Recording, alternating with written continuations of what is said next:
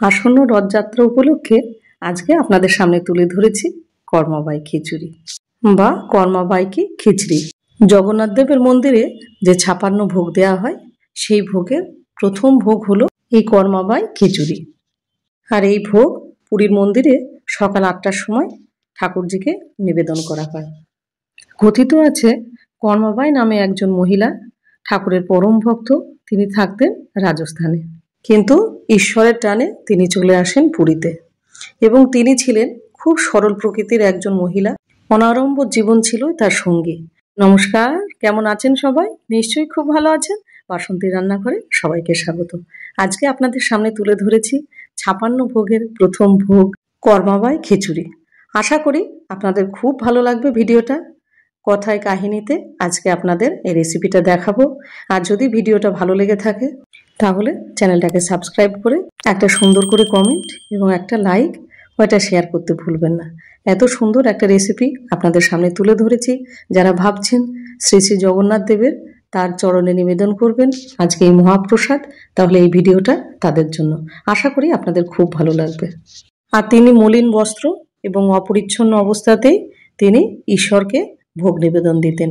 নিজের হাতে রান্না করে ঈশ্বরকে ভোগ নিবেদন দিয়ে তিনি খুব আনন্দিত হতেন। আর ভিডিওটা স্কিপ করবেন না, এটা সাধারণ কোনো রান্না নয়, আর খুঁটিনাটি অনেক কিছু আছে, যদি না দেখেন তাহলে কিন্তু মিস করে যাবেন। এখানে নিয়েছি আমি 300 গ্রাম গোবিন্দভোগ চাল, আর ঠাকুরের এই খিচুড়ি কিন্তু আতপ চালেরই হয়। আর নিয়েছি 200 গ্রাম মুগ ডাল।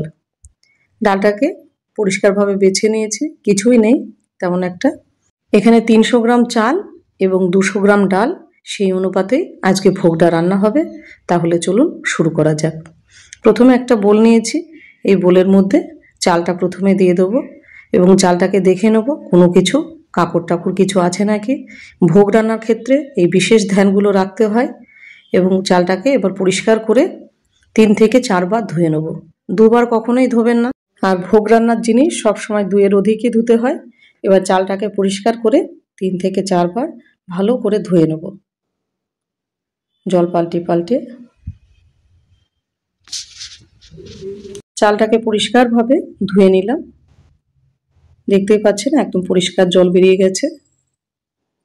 এবারে ডালটাকে ধোবো, এটা এক সাইড করে রাখি। এবার ডালটা নিয়ে নেব।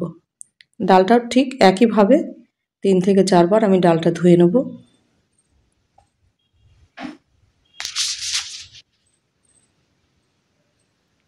ডালটাকেও 3 বার ধুয়ে নিলাম এবং চাল এবং ডাল পরিষ্কার করে ধোয়া হয়ে গেল। এবার হলো পরবর্তী প্রসেস, শুরু করা যাক। আর এখানে নিয়ে নেব একটা নারকেল, একদম ফ্রেশ নারকেল। এখানে কোকোনাট পাউডার কোনোভাবে ইউজ করবেন না, কেন ঠাকুরের ভোগে একদম ফ্রেশ নারকেল দেওয়া হয়। আর এই ভোগে নারকেল কিন্তু দিতেই হয়। নারকেল এবং গুড় এর প্রধান উপকরণ। এবং নারকেলটাকে ভালো করে কুড়ে নেব। নারকেলটা কোড়া হয়ে গেছে, এবার একটা বাটির মধ্যে তুলে নেব। এই ফ্রেশ নারকেলই ব্যবহার হয় ঠাকুরের ভোগে। ঠাকুরের ভোগ সবসময় মাটির বাসনেই হয়, কিন্তু আমার ঘরে মাটির বাসন নেই, তাই আমি পিতলের কড়াইটাতেই রান্না করছি। এবার দিয়ে দেবো পরিমাণ মতো জল। আমি মোটামুটি 1.5 লিটার জল দিলাম। দেওয়ার পরে এবার চালটাকে দিয়ে দেবো। তার সাথে ডালটাও দিয়ে দেবো। জলটা কিন্তু ভালো করে গরম হওয়ার পরেই তারপরে চালটা দেবেন। এবার এটা ভালোভাবে একটুখানি নেড়ে দেবো যাতে দলা না পেকে যায়। এবার আস্তে আস্তে ফুটতে শুরু করবে, আর উপরে যে ফেনাগুলো উঠবে এই ফেনাগুলো পরিষ্কার করে একটা হাতার সাহায্যে ঠিক এইভাবে এটা পরিষ্কার করে ফেলে দেবেন। ভোগ বলে কথা, সেখানে পরিষ্কার পরিচ্ছন্ন মাস্ট, এবং তার সাথে থাকবে ভক্তি এবং শ্রদ্ধা। এইভাবে ফেনাগুলো ফেলে দেবো। এবার চাল এবং ডালটা কিন্তু ফুটে গেছে। নিয়ম কানুন আচার অনুষ্ঠান তার কোনো দিকেই খেয়াল থাকতো না। সে শুধু জানতো আমি কিভাবে ভক্তি ভরে ভালোবেসে রান্না করে দেবো ভোগ, আর সেই ভোগ আমার পরম প্রভু সেই ভোগ আনন্দের সাথে নিবেদন করবেন। এবার দিয়ে দিলাম 3টে তেজপাতা। এখানে সন্দব লবণ ব্যবহার করেছি, ভোগে সবসময় সন্দব লবণই ব্যবহার করতে হয়। একান্তই যদি আপনাদের ঘরে না থাকে তাহলে এমনি লবণও দিতে পারেন। এবার দিয়ে দেবো স্বাদ অনুসারে লবণ। চেষ্টা করবেন বেশি যেন না হয়, একটু কম হলেও অসুবিধা নেই, কিন্তু বেশি না হয়। এবার খিচুড়িটা ফুটে গেছে, আর এরকম মাঝে সাঝে একটুখানি করে নেড়ে দিতে হবে। কর্মাবাইকে এক সাধু নির্দেশ দেন, তিনি যেন পরিষ্কার পরিচ্ছন্নভাবে ভোগ রান্না করে ঠাকুরকে নিবেদন দেন। সেই অনুসারে, নির্দেশ অনুসারে তখন কর্মাবাই স্নান ধান করে পরিষ্কার পরিচ্ছন্নভাবে ভোগ রান্না শুরু করলেন। দিয়ে দিলাম হলুদ। এবার হলুদটা দেওয়ার পরে হাতার সাহায্যে এইভাবে গলিয়ে দিতে হবে, যাতে কোনো রকম খিচুড়ির মধ্যে হলুদের লাম্পস না থাকে, কিংবা জলের সাথেও গুলে দিতে পারেন হলুদটা। এবার হলুদটা দেওয়ার পরে এবার এটাকে ফুটতে দেবো। আর পরিষ্কার পরিচ্ছন্নভাবে ভোগ রান্না করতে গিয়ে প্রভুর জন্য ভোগ নিবেদনে হয়ে গেল দেরি। বালক বেশি শ্রী শ্রী জগন্নাথ তখন কি করলেন, তাড়াহুড়ো করে ভোগ গ্রহণ করে তিনি এঠোমুখে সেখান থেকে প্রস্থান হলেন। আর এই ভোগে কোনো রকম ভাবে তেল ব্যবহার হয় না, ওই জন্য খাঁটি গরুর দুধের একদম গাওয়া ঘি আমি নিজে হাতেই তৈরি করে এই ভোগে দেব।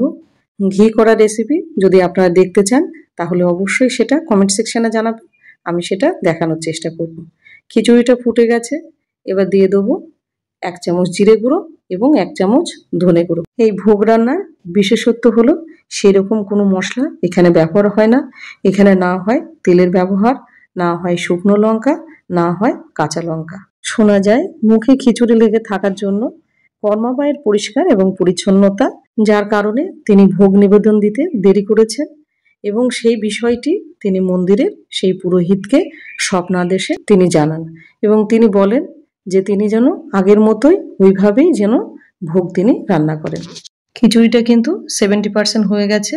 এবার দিয়ে দেবো গ্রেট করা আদা 1 চামচ। দেওয়ার পরে এবার এটা ভালোভাবে নাড়াচাড়া দিয়ে নেব। আর এই সময় অবশ্যই গ্যাসের ফ্লেমটা লো টু মিডিয়াম করে রাখবেন, কোনোভাবে হাই করবেন না। ভোগ যেন কোনোভাবে পুড়ে না যায় সেদিকে খেয়াল রাখতে হবে বিশেষভাবে। আর এই রান্নাতে আখের গুড় এবং নারকেল দিতেই হয়, না হলে এই ভোগ অসম্পূর্ণ থেকে যায়। দিয়ে দিলাম 1 চামচ আখের গুড় এবং সেটাকে ভালোভাবে মিশিয়ে দিলাম খিচুড়ির সাথে। এই ভোগে কোনো রকমভাবে কোনো সবজি বা ফোড়ন এখানে দেয়া হয় না, এক পাকে এই ভোগটা রান্না করা হয়। এবার এটা নাড়াচাড়া দিয়ে নেব। একদিন স্বপ্নে দেখেন সেই পুরোহিত যে প্রভুর 2 নয়ন ভরে অশ্রু বিগলিত হচ্ছে। তার এই মন খারাপের কারণ তিনি প্রভুর কাছে জানতে চাইলেন। দিয়ে দেবো ছোট্ট 1 চামচ হিং। এই রান্নায় হিং ব্যবহার হয়, এবং হিংটা দেওয়ার পরে ভালোভাবে নেড়ে দেবো। কারণ হিসাবে প্রভু তখন সেই পুরোহিতকে বলেন যে তার আর কোনোদিন ওই উৎকৃষ্ট মানের খিচুড়ি আর খাওয়া হবে না, কারণ তার সেই মা যিনি খিচুড়ি রান্না করতেন সেই কর্মাবাই তিনি পরলোক গমন করেছেন। এখন কিন্তু গ্যাসের ফ্লেমটা একেবারেই লো রাখতে হবে, না হলে লো টু মিডিয়াম থাকলেও কিন্তু নিচে লেগে যাওয়ার সম্ভাবনা আছে। আর খিচুড়িটা দেখতেই পাচ্ছেন ঘনত্বটা ঠিক এইরকম রাখবেন। খুব সুন্দরভাবে তৈরি হয়ে গেছে। এবার দিয়ে দেবো 1 চামচ ভরে গোলমরিচ।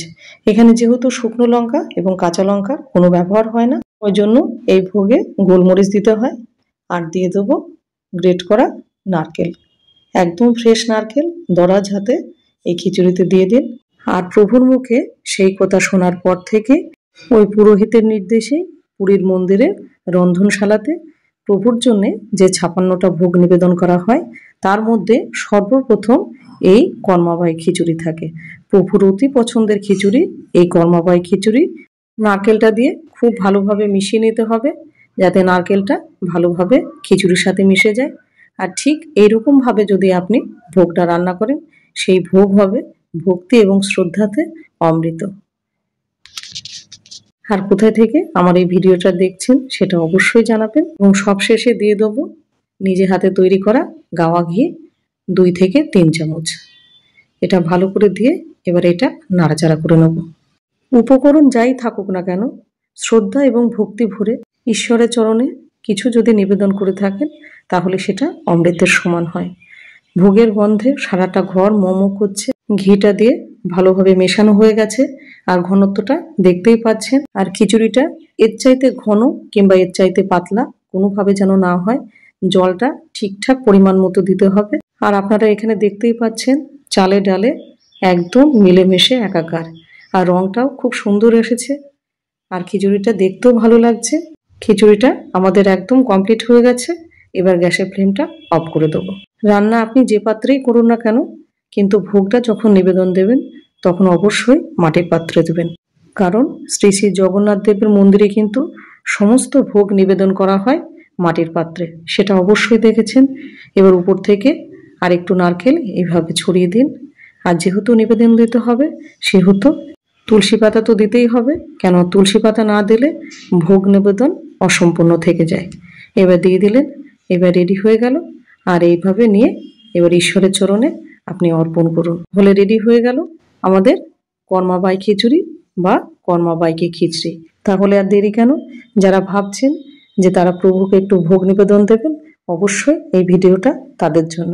ভিডিওটা কেমন লাগলো আপনাদের? আশা করি আপনাদের খুব ভালো লেগেছে, কেননা পুঙ্খানুপুঙ্খভাবে তুলে ধরলাম, আর কথা ও কাহিনীতে এই রেসিপি আপনাদের সামনে তুলে ধরলাম। আশা করি আপনাদের ভীষণ ভালো লেগেছে। আর যদি ভালো লেগে থাকে অবশ্যই চ্যানেলটাকে সাবস্ক্রাইব করে, আর হ্যাঁ, একটা লাইক অন্তত করে যাবেন। লাইক করতে তো আর কষ্ট হয় না, আর তার সাথে একটা সুন্দর করে কমেন্ট। আর যারা ভাবছেন ঠাকুরের চরণে ভোগ নিবেদন দেবেন তাদেরকে শেয়ার করে দিন। আপনার দ্বারাই অন্য কারোর উপকার হোক। এইরকম ভালো ভালো রেসিপি দেখতে অবশ্যই ভিজিট করতে হবে বাসন্তী রান্নাঘর। সেখানে আরো নানান ধরনের ভিডিও ভিজিট করলে সেখানে আপনাদের ভালোই লাগবে, নিরাশ হবেন না। আর যারা আমার নতুন বন্ধু হচ্ছেন তাদেরকে অনেক অনেক ধন্যবাদ। রথযাত্রায় খুব আনন্দ করুন, আর নিজের খেয়াল রাখুন, আর ভালো থাকবেন, সুস্থ থাকবেন। আবার দেখা হবে অন্য কোনো ভিডিওতে, অন্য কোনো রেসিপিতে। তাহলে আজ চলি। জয় জগন্নাথ।